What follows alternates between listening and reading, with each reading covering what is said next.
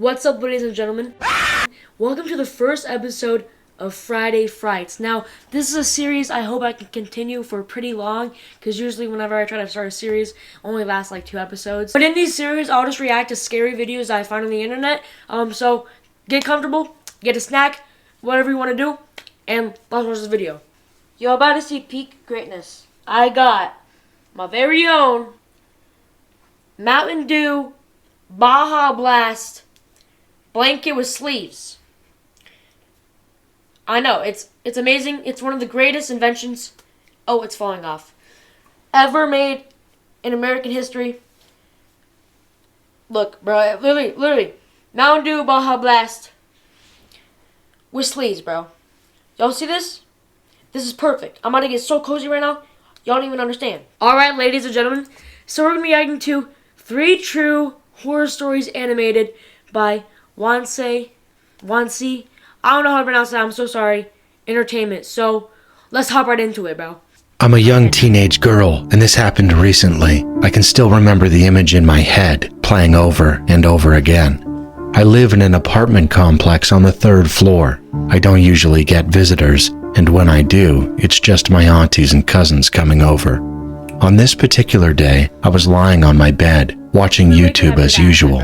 I don't have a phone anymore since it gave me a lot of trouble and then stopped working permanently. Anyway, after watching YouTube, I got up to greet my stepdad as he came home from work. After greeting him, I went back to my room where my brothers were on their bunk bed. I shared a room with them, so I never had privacy of my own. As I was looking around, my brother suddenly said he heard knocking on the door. It was dark out, and I didn't believe him at first. Since I hadn't heard it, I shrugged it off. But then, I heard the knock. My brother got up, but I told him to sit back down on the bed. I'm the oldest, and I didn't want my younger brothers opening doors for strangers. I walked up to the door. There was a chair right next to it. For some reason, I didn't want the person knocking to know anyone was home. So I didn't move the chair in front of the door to look through the peephole. Instead, I climbed onto the chair, leaning close, almost falling as I tilted my body to look. And that's when the fear hit me. I won't forget what I saw through the peephole.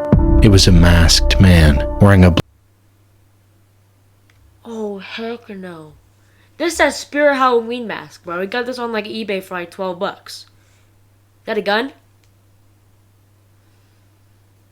Okay. Alright, we're off to a great start right now. Blue raincoat, almost like some kind of government worker. He was standing slightly slanted to the side, but what terrified me most... I'm sorry, I keep on pausing it, but horrible posture. This man has horrible posture. I feel so bad for his back right now. Hopefully this guy is not old. I just feel bad for this man, bro. Y'all see that posture? Cut, bro. He needs to fix that immediately, bro. Alright, back to the video. My bad. Was the gun. He held it right up to the peephole, almost as if he wanted whoever was looking to see it. Heart racing, I slowly stepped down from the chair. I slipped off my slides so they wouldn't make a sound.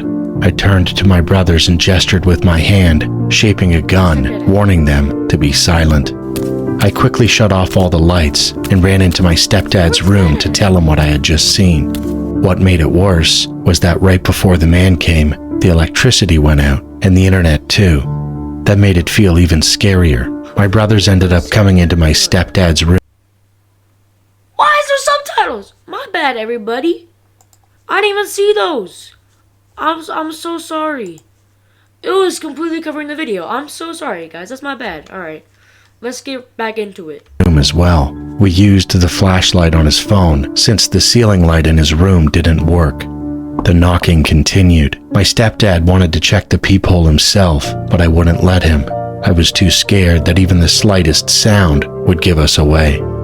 We stayed in the room for over an hour. Eventually, it seemed like the man had left because we heard a little boy and his parents walking into their apartment on our floor. We could also hear kids playing downstairs on the 1st floor. That was when I finally called my mom and asked if we could go to my aunt's house. Without telling her what had happened, we left in a hurry. I never saw that man again. but the thought still terrifies me. What if I had let my brother open the door? Oh, yo. Hold on. Before we move on to the next story, that girl was smart, bro. She low-key had some genius tactics. Like, taking off her slide so it wouldn't make a noise, not letting her brothers go open the door, like, waiting on the peephole, and like, bro, low-key a genius. That person would survive a horror movie. You see all the horror movie characters and they're always stupid. They hear a noise and they decide to go explore alone. But actually a smart person, bro.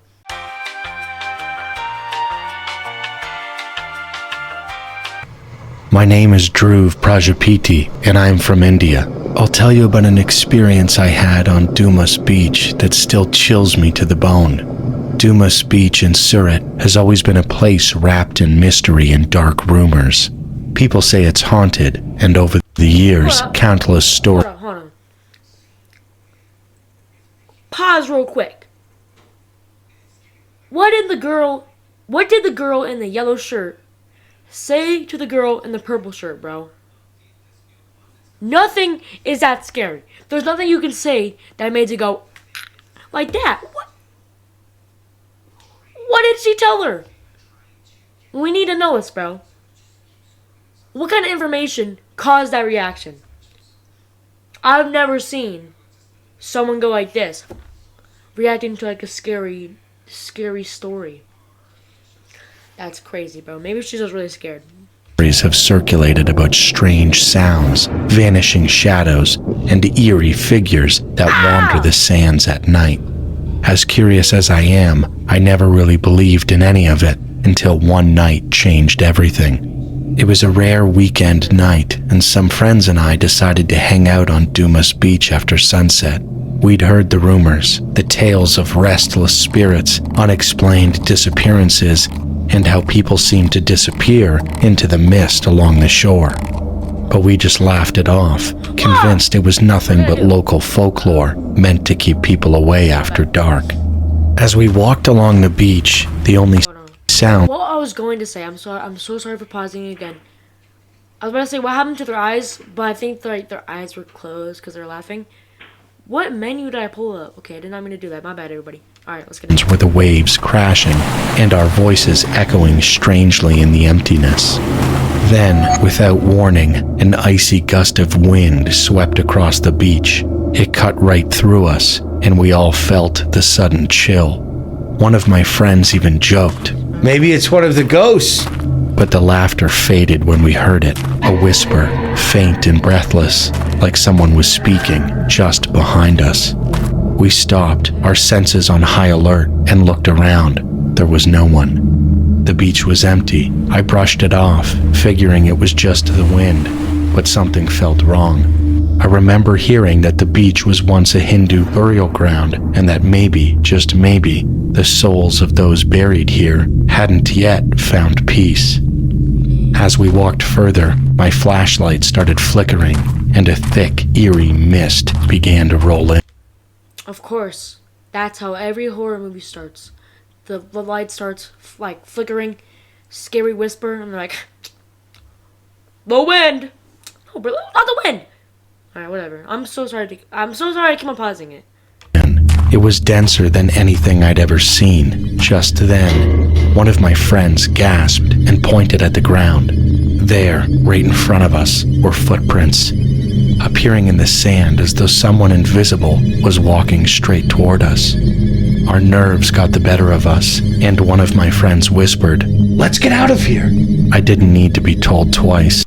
Smart friend, bro. Smart friend. But something, maybe my curiosity or something else, held me back for just a moment longer. I looked down at the footprints moving closer, step by step, almost as if they had intent. And then, for just a brief second, I saw it, a shadow-like figure, its hollow eyes staring directly at me. The look in its eyes wasn't anger, it was something else, a mix of sorrow and warning. Heart racing, I stumbled back, and my friends and I broke into a run. As we sprinted back, I could hear faint whispers following us, growing louder, and footsteps closing in behind us. When we finally reached the entrance to the beach, where the glow of the streetlights met us, we dared to turn around. The mist had already thinned, and the beach looked silent, almost peaceful, as if nothing had ever happened. To this day, I have never gone back. Okay, no need for that ghost. Okay, no need for that jump scare. Alright, everybody.